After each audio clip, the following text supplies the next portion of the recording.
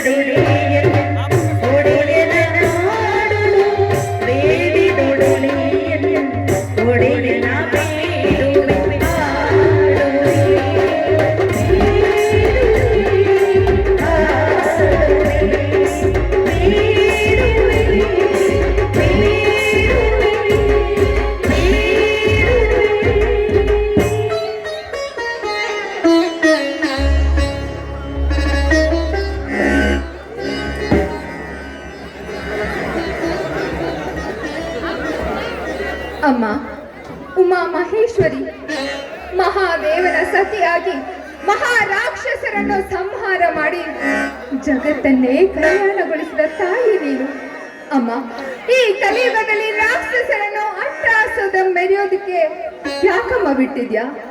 ಅಂತವ್ರನ್ನ ಸಂಹಾರ ಮಾಡೋದಕ್ಕೆ ಮತ್ತೆ ಮತ್ತೆ ಜನ್ಮ ತಾಳಿ ಬಾ ತಾಯಿ ಬಾ.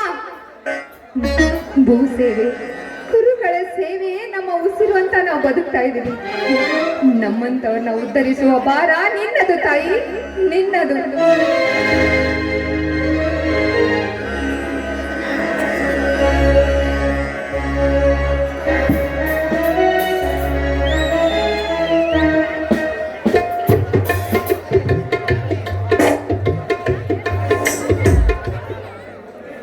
ಮಂಗಳ, ಈ ಮಂಗಳ ಗೌರಿ ಪೂಜೆ ಮುಗಿಯಿತು.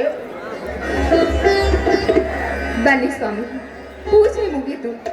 ಭವತ್ತಾಪವನ್ನು ಕಳೆಯುವಂತಹ ಇಂಥ ಪೂಜೆ ಮುಗೀತು. ನಿಮ್ ದಾರಿನೇ ಕಾಯ್ತಾ ಇದ್ದೆ.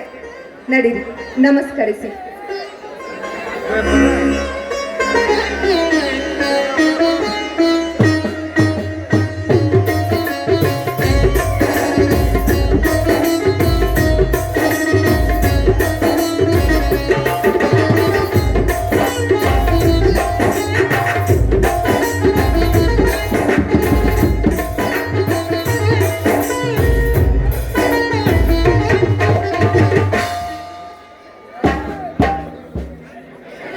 ಅಮ್ಮ ಗಿರಿಜಾ ಮಾತೆ, ನಿನ್ನಿಂದಲೇ ಗಿರಿಜಾ ವಲ್ಲಭನೆಂದು ಕರೆಸಿಕೊಂಡಿರುವ ಹರಣ ಸತಿಯೇ, ನಿನಗೆ ನನ್ನ ನಮಸ್ಕಾರ.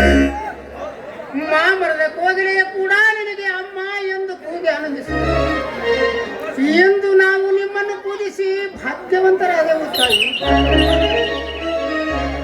ಭೂಮಾತೆಯೇ, ಅನ್ನ ಕುಟುಂಬ ಮಾತೆ ಎಂದು ಹಗಲಿರಲು ಚಳಿ ಮಳೆ ಬಿಸಿಲೆನ್ನದೆ ದುಡಿಯುತ್ತಿದ್ದೆ. ಕುರಿಗಳನ್ನು ಸಾಕಿಕೊಂಡು ಭೀಮಾರ್ಜುನನಂತೆ ತಮ್ಮದನ್ನು ಬೆಳೆಸುತ್ತಿದ್ದೇವೆ. ಈ ಎಲ್ಲದಕ್ಕೂ ಸದಾ ನಿನ್ನ ಆಶೀರ್ವಾದವಿರಲಿ ತಾಯಿ, ನಿನ್ನ ಆಶೀರ್ವಾದವಿರಲಿ.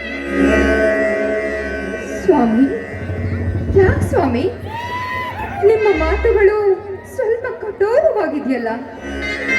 ಹೌದು ಮಂಗಳ, ಹೌದು. ಕಠೋರತೆ ಎಂದು ಈ ಕಾಲದಲ್ಲಿ ಪರೀಕ್ಷೆ ಕೊಟ್ಟಿದ್ದೆ. ಆ ಪರೀಕ್ಷೆಯಲ್ಲಿ ನಮ್ಮನ್ನು ಗೆಲ್ಲಿಸಿ ಪಾಸು ಮಾಡಮ್ಮ ಎಂದುಕೊಂಡೆ. ಸ್ವಾಮಿ, ಅಂದ್ರೆ ನಿಮ್ಮ ಮಾತಿನ ನಿಜವಾದ ಅರ್ಥ? ನಿಜದ ಅರ್ಥ ನೀ ತಿಳಿ ಬಯಸಿದರೆ ವ್ಯರ್ಥ ಮಂಗಳ. ನನ್ನ ಮಾತು ಅಲ್ಲಗಳಿಂದಲೊಂದು ನನಗೆ ಮಾತು ಕೊಡ್ತೀಯ? ಸ್ವಾಮಿ, ಏನಂತ ಕೇಳ್ತಾ ಇದ್ದೀರಾ ಸ್ವಾಮಿ? ಸತಿಯಾದವಳು ಪತಿ ಆಜ್ಞೆನ ಪಾಲಿಸೋದು ಸತಿಯಾದವಳ ಧರ್ಮ ರೀ, ಧರ್ಮ. ವಚನ ಶಾಸ್ತ್ರಗಳ ಪ್ರಕಾರ 1000 ವ್ರತ ಮಾಡಿ ಪತಿಯಾದವನ ಮಾತನ್ನ ಅಲ್ಲೇ ಹೇಳಿದ್ರೆ ಆ ವ್ರತ ಫಲಿಸೋದಿಲ್ಲ ರೀ, ಆ ವ್ರತ ಫಲಿಸೋದಿಲ್ಲ. ನೋಡಿ, ನಿಮ್ಮ ಪಾದ ಸಾಕ್ಷಿಯಾಗಿ ಹೇಳ್ತೀನಿ, ನಾನ್ ನಿಮ್ಮ ಮಾತನ್ನ ನಡೆಸ್ಕೊಡ್ತೀನಿ ಸ್ವಾಮಿ, ನಿಮ್ಮ ಮಾತನ್ನ ನಡೆಸ್ಕೊಡ್ತೀನಿ. ಎದ್ದೇಳು ಮಗಳ. ಈ ನಿನ್ನ ಮಾತಿನಲ್ಲಿ ನನ್ನ ಅಜ್ಞಾನದ ಕಣ್ಣು ತೆರೆಸಿ ಹೃದಯ ಬಡಿತ ಬದಲಾಗಿಸಿಬಿಟ್ಟು ನಿತ್ಯ ನನ್ನ ನಿಟ್ಟುಸಿರಿನಲ್ಲಿ ಸುಟ್ಟು ಧೂಮ್ರಕಳವಾಗಿ ಪ್ರತಿ ಹೊರ ಹೋಗುವ ನನ್ನ ಉಸಿರಿನಲ್ಲಿ ಧೂಮ್ರಕಣವಾಗಿ ಪ್ರಜ್ವಲಿಸಿ ಉಜ್ಜಲ ಭವಿಷ್ಯದ ಈ ಮನೆ ರಾಮರಾಜ್ಯದ ಗೂಡಾಯಿತು. ಯಾಕ್ರಿ ಮಾತಾಡ್ತಾ ಮಧ್ಯದಲ್ಲಿ ಮಾತು ನಿಲ್ಲಿಸ್ಬಿಟ್ರಲ್ಲ? ಅವನ ತಾಯಿ ನನ್ನ ತಾಯಿ ಹೆತ್ತ ತಂಗಿಯರು, ಗಂಡನಿಲ್ಲದ ನನ್ನ ಚಿಕ್ಕಮ್ಮ ತಾನು ರೋಗದಿ ಸಾಯುವ ಮುನ್ನ ಈ ಬೀರನೆಂಬ ಕೂಸನ್ನು ನನ್ನ ಕೈಗೆ ಆ ಚಿಕ್ಕ ಕೂಸನ್ನೇ ಸತ್ಯವಂತ ತಮ್ಮನಾಗಿ ಬೆಳೆಸುತ್ತಿದ್ದೇನೆ.